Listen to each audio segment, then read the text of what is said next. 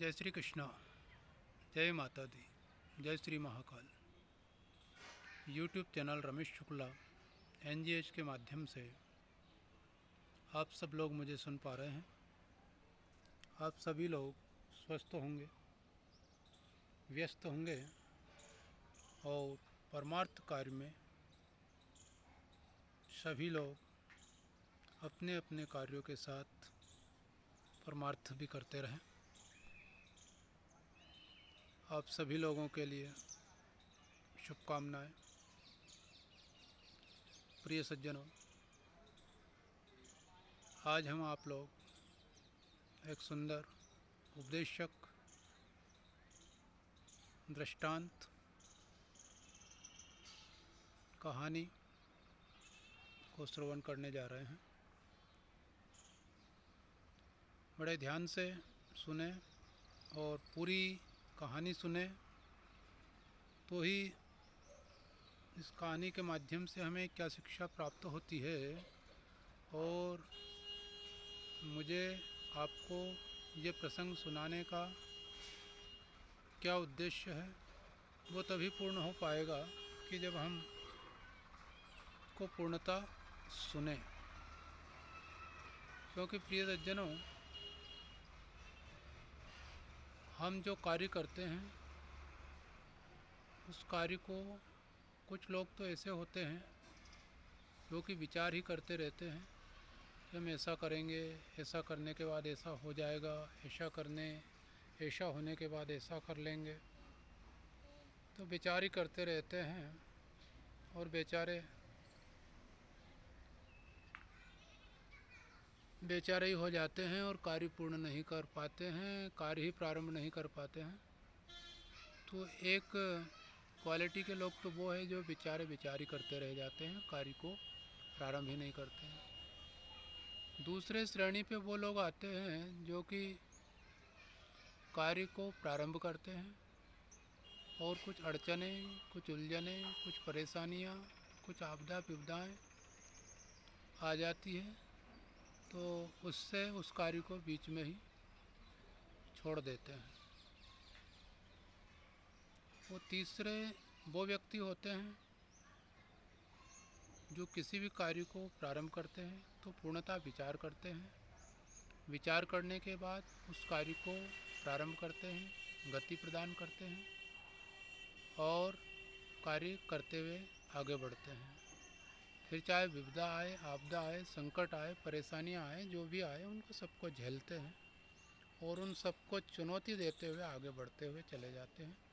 और वही लोग हैं जो आज हम आप देखते हैं कि वो कामयाबी की सीढ़ी पर चढ़कर और मंजिल तक पहुंच जाते हैं। तो कहने का भावार्थ यही है कि किसी भी कार्य को आप प्रारंभ करें तो डरे नहीं। आपदाएं विपदाएं तो आती जाती रहती है और संघर्ष अगर नहीं करा, बिना संघर्ष करे ही सब चीज़ें अगर मिल जाती तो सब लोग ही सफलता के शिखर पर पहुंच जाते। तो मेरा कहने का भावार्थ ये है कि आज जो दृष्टांत मैं सुना रहा हूँ उसका भावार्थ आप इसको पूरा सुनने के बाद समझेंगे। प्राचीन काल में एक सर्वोत्तम नगर में उत्तम नाम के राजा थे और वह राजा बड़े धार्मिक प्रवृत्ति के थे, सत्संगी भी थे और सदैव अपनी प्रजा को अपने इष्ट मित्रों और बांधवों जैसे स्नेह रखते थे और सबका सब तरह से ध्यान रखते थे। एक समय राजा अपने मंत्री के साथ रात्रि काल में उनके महल के ऊपर भ्रमण कर रहे थे, घूम रहे थे। उसी समय उनको जंगल में बड़ा प्रकाश होते हुए दिखा, और जो प्रकाश हो रहा था वहाँ अनेकानेक तरह की कुछ रोशनियाँ भी प्रज्वलित हो रही थी। बड़ा उनको वहाँ से चमत्कार प्रतीत हुआ, दिखाई दिया। तो उन्होंने मंत्री से कहा कि दूतों को भेजकर ये जानकारी ली जाए कि ये जो हम दृश्य देख रहे हैं ये क्या है और किसने ये दृश्य यहाँ उत्पन्न करा है। कोई राजा यहाँ आके रुके हुए हैं क्या, या अगर कोई राजा होते तो वो यहाँ तक आते, हम तक सूचना होती, या कोई हमारा शत्रु है, मित्र है, कौन है, क्या है ये, इस सारी चीज़ का ज्ञान संज्ञान में लाया जाए और मुझे तुरंत सूचना दी जाए। राजा ने दूतों को भेजा और वहाँ जाकर जब उन्होंने ज्ञान संज्ञान लिया तो मालूम हुआ कि वह एक बहुत बड़े जादूगर का खेमा था जिसमें प्रकाश हो रहा था। उसके परिवार के लोग, उसके साथीगण लोग वहाँ रुके हुए थे और वो भोजन प्रसादी, नृत्य गीत आदि कर रहे थे। वहाँ की ये भव्यतम प्रकाशमय जंगल की शोभा को देखकर दूत घर आए और उन्होंने आकर राजा को, मंत्री जी को ये बात बतलाई। राजा को जिज्ञासा हुई कि ऐसे चमत्कार करने वाले व्यक्ति से मिलना चाहिए। मंत्री को उन्होंने कहा कि इस जादूगर को यहाँ लाया जाए। मंत्री जी गए और जाकर उन्होंने उस जादूगर से चर्चा की और कहा कि हमारे राजा साहब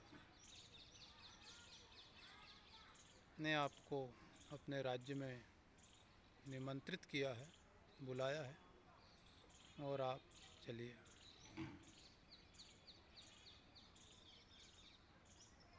जादूगर ने कहा, जी महाराज, मैं सुबह हाजिर होता हूँ और रात्रि व्यतीत हुई और सुबह वह जादूगर राजा के यहाँ पर उपस्थित हुआ। राज महल में राज सिंहासन पर राजा बैठे हुए हैं, सभा भरी हुई है और जादूगर ने राजा को प्रणाम किया, बैठे हुए सभी सभासदगणों को प्रणाम किया। राजा ने कहा कि रात में हमने आपका चमत्कार देखा बड़ा, अब आपके अंदर क्या कला है वो आप यहाँ भी दिखाइए। राजा की आज्ञा से जादूगर ने,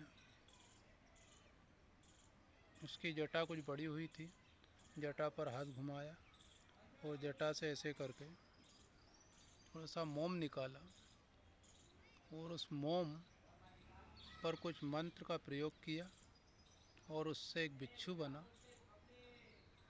और वह बिच्छू बनकर चलने लगा। सब लोग देखकर ताली बजाने लगे, वाहवाही करने लगे। वह बिच्छू वहाँ से चला और उसी सभा में